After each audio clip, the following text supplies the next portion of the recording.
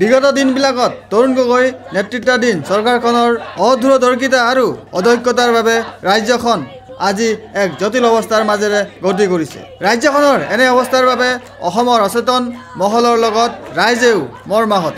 এখন নিৰ্বাচিত চৰকাৰ থকাৰ পিছতো বিগত দিনবিলাকত অসম নাগালেণ্ড সীমান্তত নগা দুৰ্বৃত্তৰ অগ্ৰাসন বৰ্বৰতা, গোলাঘাটত অসম পুলিচৰ নিৰীহ প্ৰতিবাদকাৰীৰ ওপৰত গুলীচালনা, BTADত নৰসংহাৰ আৰু শেহতীয়াভাৱে NDFBৰ হাতত হৃদয় বিদাৰকভাৱে নিহত স্কুলীয়া ছাত্ৰী প্ৰিয়া বসুমতাৰী হত্যাকাণ্ডৰ আদিৰ দৰে নিৰীহৰ তেজেৰে বাৰে বাৰে ফাকু খেলাৰ পিছতো তৰুণ গগৈ চৰকাৰখনে এনে ঘটনা কঠোৰভাৱে নিয়ন্ত্ৰণ কৰিব নোৱাৰাটো জাতিটোৰ বাবে এক দুৰ্ভাগ্যজনক ঘটনা।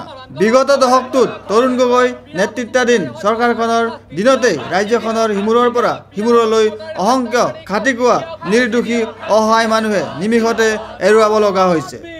সেয়েহে আজি দিছপুৰ লাজগেটত আম আদমি পাৰ্টীয়ে 7 দফীয়া দাবী লৈ এক প্ৰতিবাদী কাৰ্যসূচী ৰূপায়ণ কৰে। লগতে এখন স্মাৰকপত্ৰ প্ৰদান কৰে মুখ্যমন্ত্ৰী তৰুণ গগৈদেৱলৈ। গতিকে আজি এই প্ৰতিবাদ জনাই আপৰ সদস্য মনোৰম গগৈয়ে কয়, অসমৰ জ্বলন্ত সমস্যাৰ সমাধানৰ কাৰণে আজি আমি ইয়াত অৱস্থান ধৰ্মঘট কাৰ্যসূচী ৰূপায়ণ কৰিছোঁ। আম আদমি পাৰ্টী অসম শাখাই অসমত ইমান দিনে আইন শৃংখলাৰ ৰক্ষাৰ দায়িত্ব ৰাজ্য চৰকাৰৰ হাতত আছে, মুখ্যমন্ত্ৰীৰ দায়িত্বত গৃহমন্ত্ৰীৰ দায়িত্বত থকা মুখ্যমন্ত্ৰীৰ হাতত আছে, কিন্তু মুখ্যমন্ত্ৰীয়ে আইন শৃংখলাজনিত সমস্যা অকণো চম্ভালিব পৰা নাই। অসম নাগালেণ্ড সীমান্তবাসীক সুৰক্ষা দিয়াত ব্যৰ্থ হৈছে। সীমান্তবাসীক সুৰক্ষা দিয়াত ব্যৰ্থ হোৱাৰ লগে লগে সীমান্তবাসীয়ে প্ৰতিবাদ কৰিছিলে। আৰু প্ৰতিবাদকাৰীক যি ধৰণৰ অত্যাচাৰ কৰা হৈছে, অত্যাচাৰ আমি প্ৰতিবাদ কৰিছোঁ।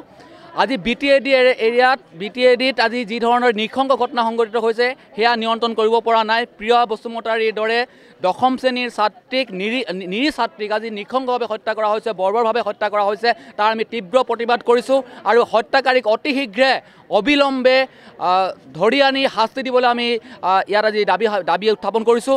আৰু যিসমূহ সাধাৰণ ৰাইজে যিসমূহ সমস্যাত ভুগি আছে, বিশেষকৈ শিক্ষা, স্বাস্থ্য আৰু নিবনুৱা সমস্যাই আজি গোটেই ৰাজ্যখনক জুৰুলা কৰিছে, কিন্তু ৰাজ্য চৰকাৰে আজি কেৱল ক্ষমতাৰ খোৱা কামোৰাত ব্যস্ত আছে।